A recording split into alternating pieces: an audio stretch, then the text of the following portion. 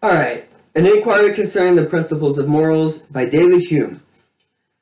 So, of course, I already discussed this the last day of class right before we went on to break, but it's been about 3 weeks, so since we're doing all of the book, I want to make sure we're refreshed on everything that was discussed. And some people, because of the tornadoes, weren't in class that last day, so I just want to, of course, redo that, and we have a special guest as well during this. So David Hume lived from 1711 to 1776. He was born in Edinburgh, Scotland, lived in England. He was friends with Jean-Jacques Rousseau, very famous philosopher. In fact, he took Jean-Jacques Rousseau in when Rousseau had to flee for his life from France. So Hume was a very important figure. In fact, the philosopher Immanuel Kant said of Hume that he woke him up out of his dogmatic slumber. And basically Kant went on to revolutionize philosophy. So Hume is a very important figure, and his ethics are probably not given their due. He's much more famous for his epistemology, of which I'll briefly discuss here in this video. But sorry. Cats rule the world, what can I say? But, I do think actually this is pretty interesting to cover the entire text of An Inquiry Concerning the Principles of Morals in an Intro to Ethics class, but I think there's a lot to be said about Hume's text. In fact, he thought himself that this was the best work he had written. I disagree. I think his work on epistemology and metaphysics is better. But still, this is a very important work. So, Hume begins roughly, I believe, about the second paragraph of the text, saying, "There has been a controversy started of late concerning the general foundation of morals, whether they be derived from reason or from sentiment." Right? So he's saying that there's a big dilemma, a big argument in the philosophical world, that what we take to be good and bad, how do we know? Does that come from reason itself, or I sit in an armchair here and I just think and I reflect and meditate, right? I don't have to look at the world. I just use my mind and use logic entirely to determine what is good and what is bad. Now we'll see kind of what like that will happen with Immanuel Kant in a few weeks. I guess in about 2 weeks. On the other hand, there's the question of sentiment, right? Does what we take to be good and bad derive from how we feel about these things? Now, of course, that has, we've seen, been problematic with Aristotle, very problematic with the Stoics.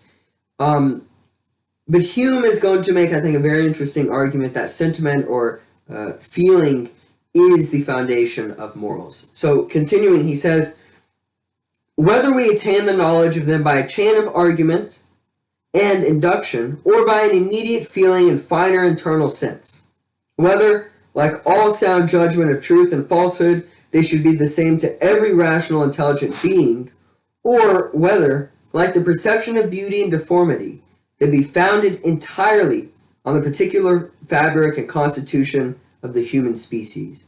That is the controversy, and the controversy which Hume is going to take up and take a side on. So first, what Hume does is he has to say that, well, moral skepticism is wrong. So moral skepticism is the argument that there are no moral distinctions, right? It denies that there is a distinction between what is good and bad, either that we can't know it or that it just does not exist. Sometimes we call this moral nihilism, but moral skepticism for this. Now, on the contrary to that, Hume thinks, no. Beliefs are rooted in habit or custom. What we believe is rooted in what we do normally. And that is ultimately a product of sentiment or feeling. And that even skepticism cannot uproot the natural sentiments, these natural kind of tendencies and habits we have as, to some extent, part of the human condition. He says, the difference which nature has placed between one man and another is so wide, and this difference is still so much farther widened by education, example, and habit, that, where the opposite extremes come at once under our apprehension, there is no skepticism so scrupulous, and scarce any assurance so determined, as absolutely to deny all distinctions between them. That even if a skeptic were left in a room by themselves, they would likely, Hume thinks, come to argue, well, being left in a room by yourself isn't very good. And that would mean they would start to make value judgments. And they themselves could not deny moral distinctions. Now, on the other hand, there is what Hume calls moral rationalism. So this would be the admission of the reality of moral distinctions, but, right, that yes, moral distinctions, that there is a good and there is a bad, it exists, but these distinctions are derived from reason alone. Right, so that's part of the other dilemma Hume is dealing with. Does morality derive from reason or sentiment? Now, against this, Hume thinks that while reason can play an instrumental role in calculating the consequence of our actions, or determining effective means to our ends, because of course we can reflect on things and use reason to determine, like, well, what's the best way to act in this situation as opposed to that one, right? But besides that, he says, it is still sentiment that determines our ends. That it is sentiment, our feeling, our inclinations to things, what we desire, which assign value, which assign something as being good or bad. That reason merely helps us try to attain the ends favored by sentiment. So, reason can be secondary, an attribute, but it's sentiment which is the foundation. And he says of this, that what exists in the nature of things is the standard of our judgment. What each man feels within himself is the standard of sentiment. Propositions in geometry may be proved. Systems in physics may be controverted. But the harmony of verse, the tenderness of passion, the brilliancy of wit must give immediate pleasure. And that's something interesting which we'll pick back up on in a little bit. Is likening morality, or at least value judgments, to that of taste. In the same way we say we like music. We find this certain kind of music to be good and another kind bad. So we'll pick back up on that in a little bit. So before I go further, we have to understand Hume's epistemology. So if you remember, epistemology is the study of knowledge. So how does Hume think that we come to know things? This is very important for why he is a sentimentalist, why he is advocating a moral sentimentalism as opposed to a moral rationalism or another kind of ethics. So for Hume, all objects of human reason can be divided into two things. So everything we seek to know is two things. One, either relations of ideas, meaning things which are intuitively or demonstratively certain, which means we can prove them, like that 2 + 2 = 4. A triangle has 3 sides, or all bachelors are unmarried men. Why? Well, these are things all known a priori. Which is Latin for prior to experience. I don't have to go out and look in the world to know that bachelors are unmarried men. It's contained in the definition itself. Right? I don't have to go and survey all triangles that exist in the world to know that a triangle has 3 sides. It's part of the definition of a triangle. Now, on the other hand, the second thing that is the object of human reason, Hume says, is what he calls matters of fact. So don't get hung up on the fact word. But what he means by this is things only discoverable by experience and known or understood through induction or morals. So, for example, that not all swans are white. It was actually known it was actually thought for a long time that all swans that existed, that just a natural kind of fact of their biology is that swans are white. until at some point the British went to Australia and found, oh, black swans exist. It was only experience which made that known, that not all swans are white. Or that time is not universal, right? It was thought up until Einstein, all time is universal. Then Einstein shows, no, actually, time is relative to the speed at which an object moves. So the faster something moves, the slower time moves, vice versa. Or even something like the sun will rise tomorrow, or that X action is blameworthy. Those are all things known a posteriori, or Latin for after experience, post-experience. So on the one hand, we have things which we seek to know, which are relations of ideas, which involve things like logic, mathematics, so that 2 plus 2 equals 4, that it would be logically contradictory for me to both be in this chair and not in this chair at the same time. That's because, on the other hand, the other thing we seek to know is things from experience, that like not all swans are white, and that, for Hume, X action is blameworthy. Now, how those things are known then is divided into 2 kinds. There are 2 ways we come to know those things. One is demonstrative reasoning or deductive reasoning. So deductive reasoning proceeds from a principle, or kind of the macro big idea, and then proceeds to explain from that all the small particulars.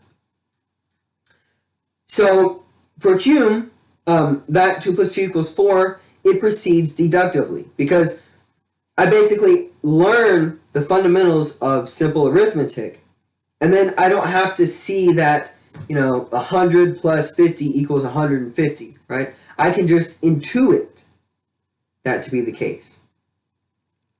So examples of this would be like logic, geometry, mathematics, and other kinds of things involving deductive intuition. Now, on the other hand, of course, that not all swans are white, or that time is not universal, that is not known through deduction. Now, science actually tried to proceed deductively for almost 100 years, until Newton came along and demonstrated that no, it doesn't proceed deductively, but instead inductively.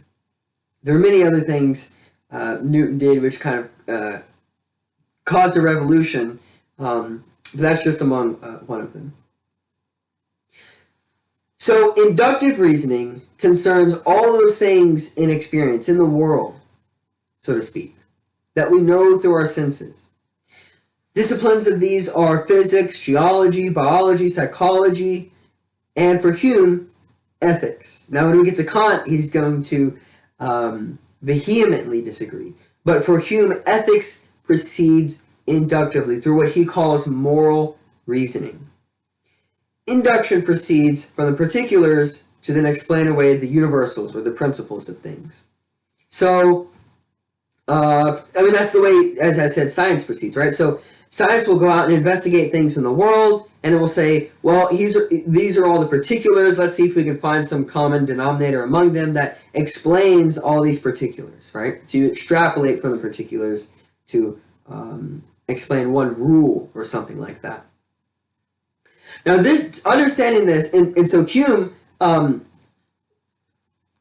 he is an empiricist. He thinks that at least important knowledge, it all comes through our senses or experience, okay? That's what epistemology means. On the contrary, rationalism means that knowledge is had through reason alone, from the mind, right? I don't have to go out and look in the world. When we get to Kant, he's not quite a rationalist, but he tries to toe both lines in a certain way that does, to some extent, favor rationalism, I would argue. Although he tries to break past that paradigm. But so Hume, being an empiricist, right, he's going to argue then, how we know what is good and bad is going to come from experience.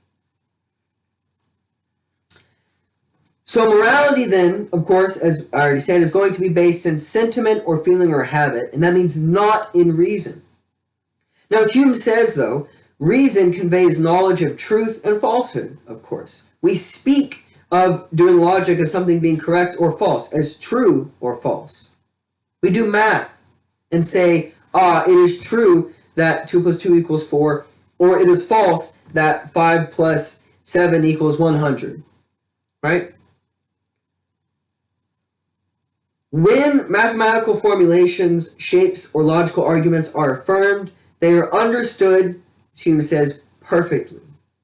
Meaning there's no deliberation required, right? We're not left wondering, could there be a case where 2 plus 2 does not equal 4?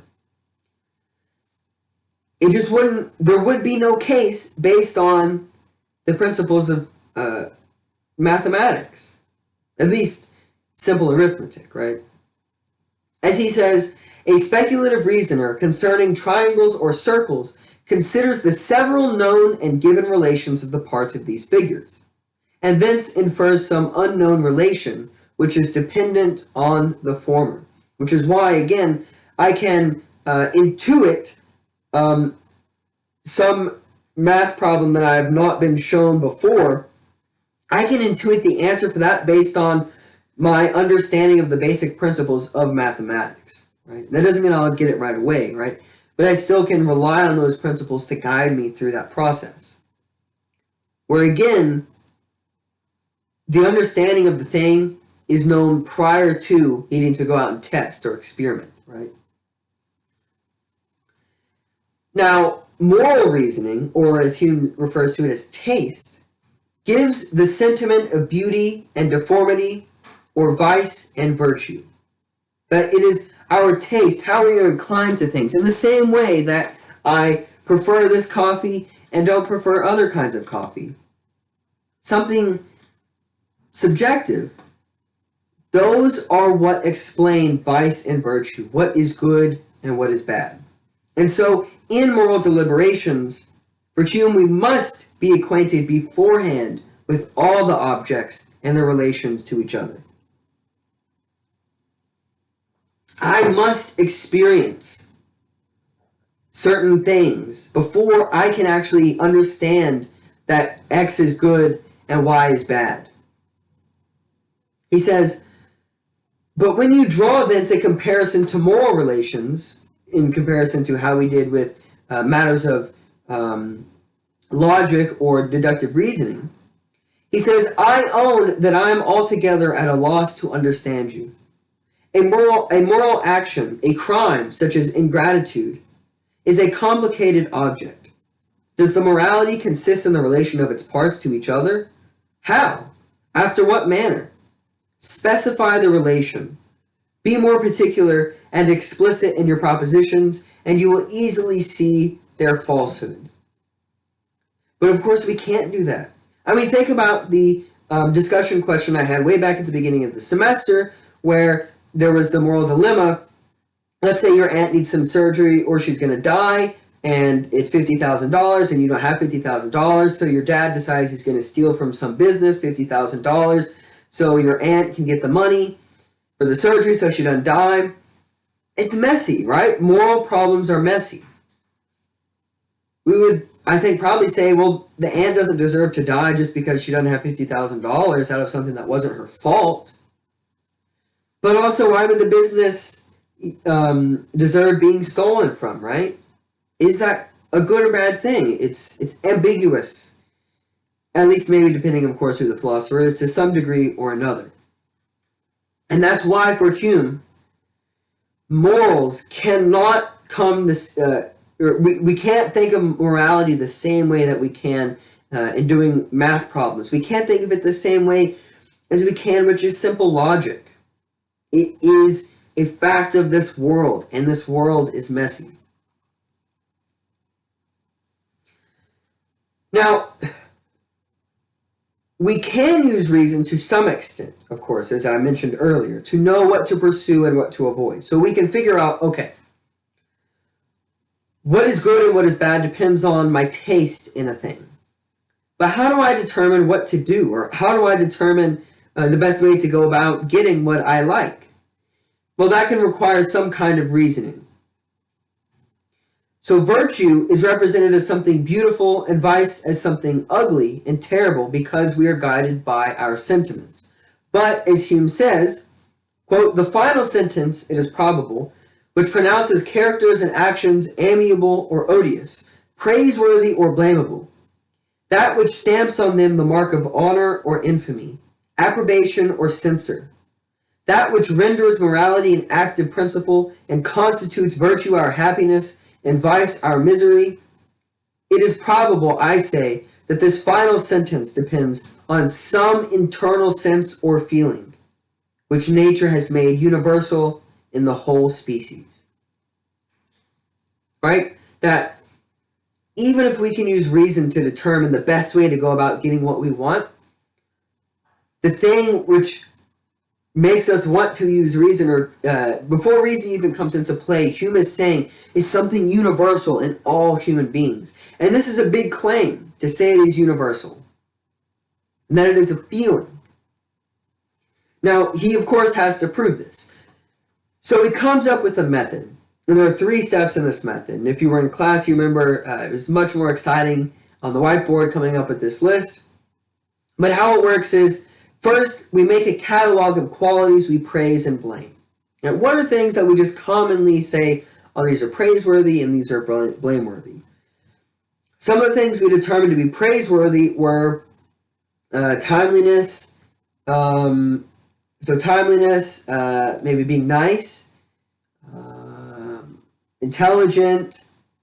Some things we blamed were lazy, not being clean, mean, ignorant, right? Now let's say we had a much longer list. Maybe you can come up with a list on your own, and I encourage you to do that actually if you were not in class when we went over this, right? Make a list. On the one hand, what are things we commonly just praise, and what are the things we commonly blame on the other hand? Next, use philosophical reflection to determine which characteristics are common to the praised qualities and which characteristics are common to the blamed qualities.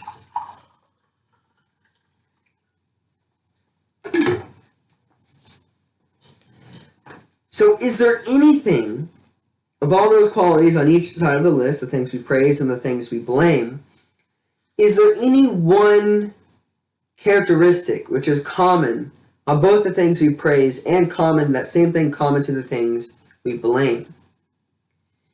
In class, there was something. There were many different, in all my classes we had different things, but it was usually the way in which you relate to others. And for Hume, he says, yes, there is one, and it is benevolence. For Hume, it is benevolence. So finally, the 3rd step in this method. This will determine the foundation of ethics, since we will have found those universal principles, as he says, from which all censure or approbation is ultimately derived, unquote. So he says elsewhere, quote, one principal foundation of moral praise being supposed to lie in the usefulness of any quality or action, it is evident that reason must enter for a considerable share in all decisions of this kind, since nothing but that faculty can instruct us in the tendency of qualities and actions and point out their beneficial consequences to society and their possessor.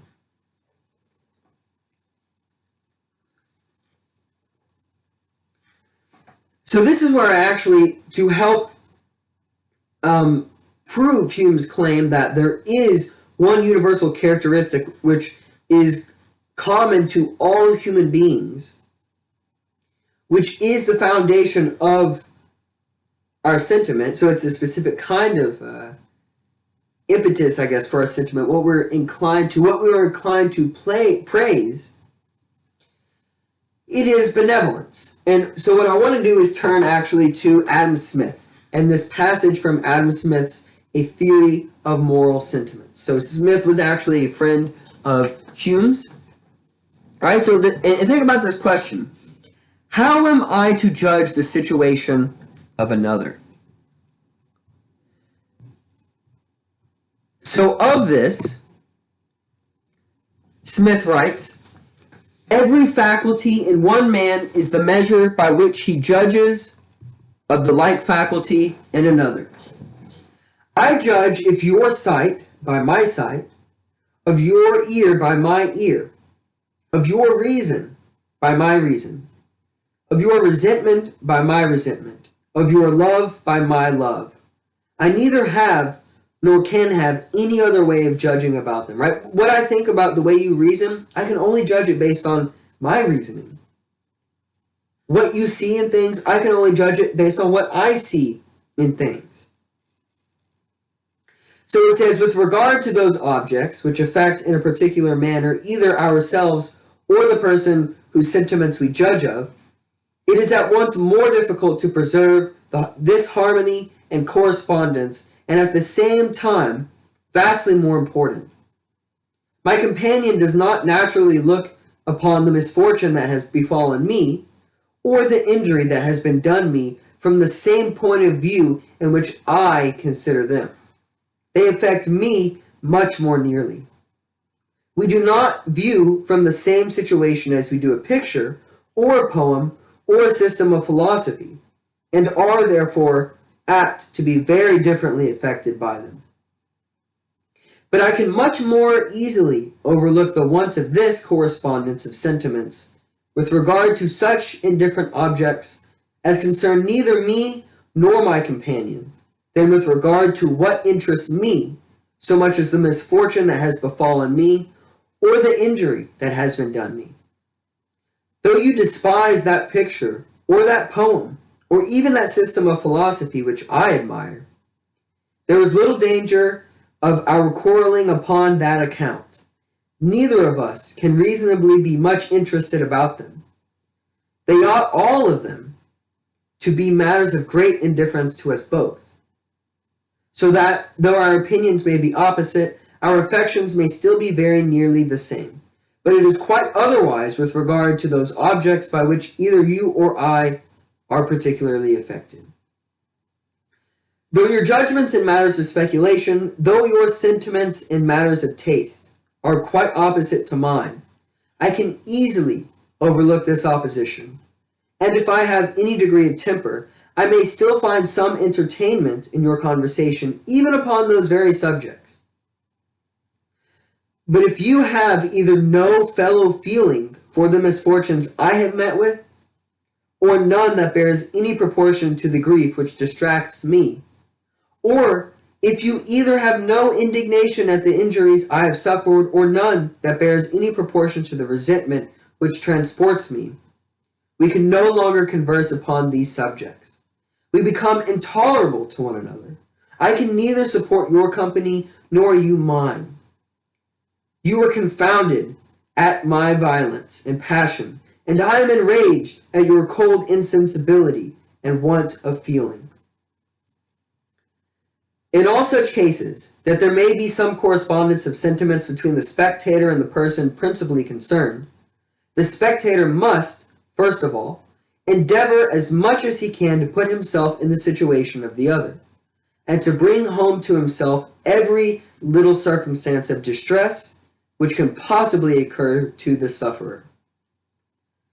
He must adopt the whole case of his companion with all its minutest incidents, and strive to render as perfect as possible that imaginary change of situation upon which sympathy is founded.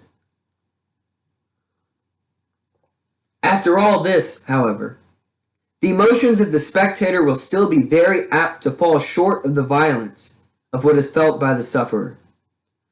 Mankind, though naturally sympathetic, never conceive, for what has befallen another, that degree of passion which naturally animates the person principally concerned. Now think about that.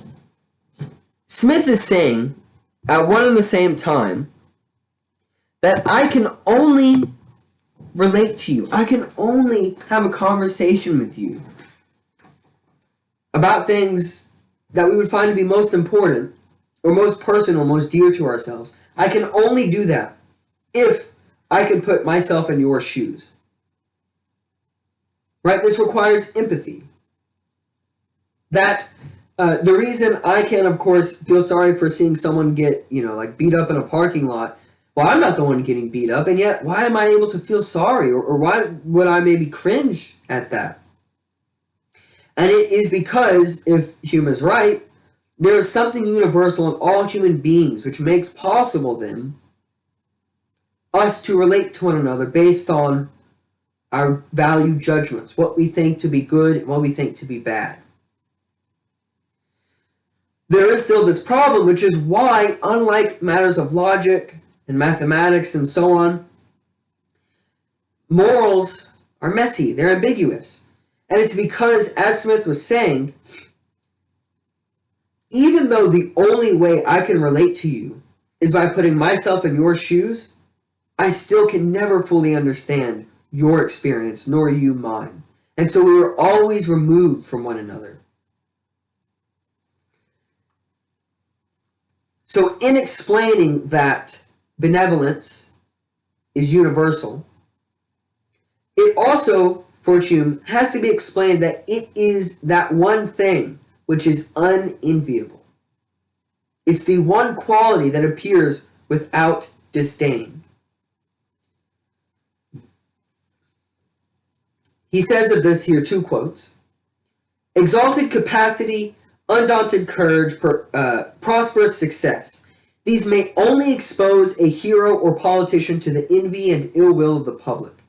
But as soon as the praises are added of humane and beneficent, when instances are displayed of lenity, tenderness, or friendship, envy itself is silent, or joins the general voice of approbation and applause.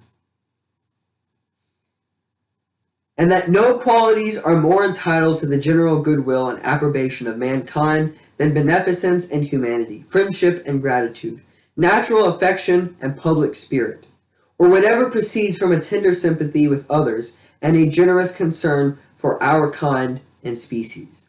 And so think about that. He's saying, could you imagine someone envying someone being benevolent? And he thinks it would only be that actually they would be envying something that is not benevolence itself, but something maybe gained from being benevolent, right? Someone like says, oh, you're a good person, and you want to be told you're a good person. So it ends up you're envying not benevolence in that case, but instead some other trait or characteristic that you wish you desired. Because benevolence would be a kind of sacrificing or giving up yourself for the sake of others. And envy, of course, would be, it's a selfish, right? You're being jealous that someone else has this thing that you want. So envy and benevolence seem to be almost, as Hume is explaining it, incompatible, taken together. And if that is true, then it would seem, as Hume is trying to argue, there is one thing which is the foundation of our sentiments. And since the sentiments are the foundation of our morality, of what we take to be good or bad, it is that trait of benevolence, which is the greatest and it is universal. And that is why it is the foundation of our morals. And that is why morals are not founded on, for Hume, reason alone, but instead experience.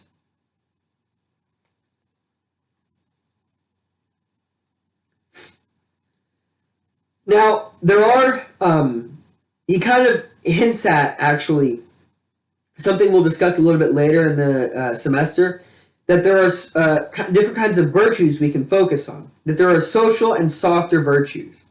So, that of sociability, mercy, gratitude, friendliness, generosity, natural affection, public spirit, and sympathy with others. These would all be things, of course, that we would praise, which are derived from benevolence.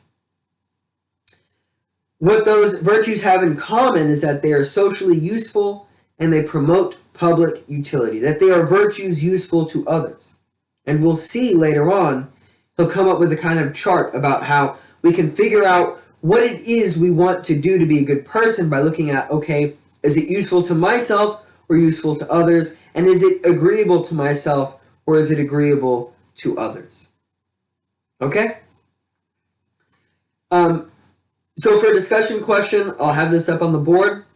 By placing moral distinctions within the human creature, even within the human heart, is Hume subjectivizing morality away, or is he simply trying to find a middle ground between moral skepticism and moral rationalism?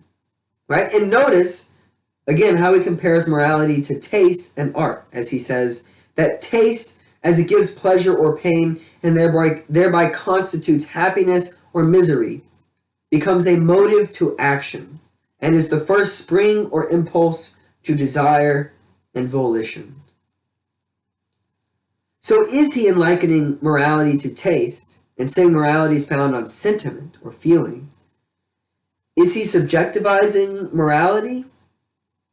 Or is it some middle ground between moral skepticism, saying there are no moral distinctions, and moral rationalism, that they are, but they're absolute and they're derived from reason alone? Okay?